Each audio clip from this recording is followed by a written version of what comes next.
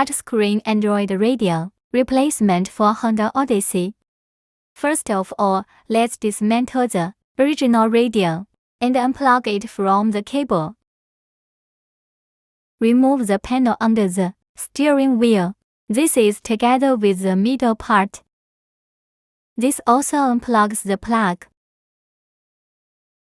Then unscrew the screws and remove the CD mainframe of the original car. Unplug the original power plug and connect our new wire. Remove the storage box from the original key panel. Reinstall the key panel back to its original position. Plug the connected wire into the back of the product screen. Reinstall the product screen to the key panel position. OK, the central control modification has been completed. It supports voice navigation commands, and you can go anywhere.